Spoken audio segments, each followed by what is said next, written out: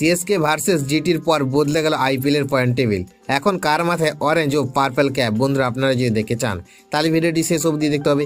চ্যানেলটিকে সাবস্ক্রাইব করে একটা লাইক দিতে হবে এবং নোটিফিকেশন বেল আইকন দাবাতে হবে। গুজরাট টাইটান্সের দুর্দান্ত জয় আইপিএল 2026-এর পয়েন্ট টেবিলের বড় পরিবর্তন দেখা গেল।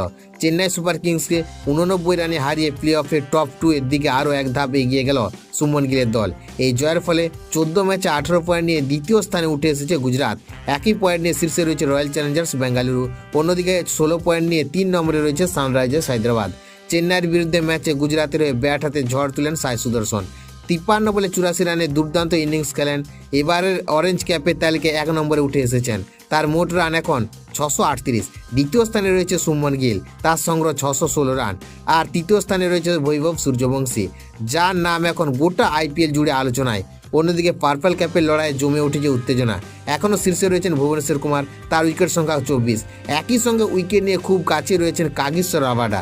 এখন সব নজর শুক্রবারের হাই ভোল্টেজ ম্যাচে, যেখানে মুখোমুখি হবে সানরাইজার্স হায়দ্রাবাদ এবং রয়্যাল চ্যালেঞ্জার্স বেঙ্গালুরু।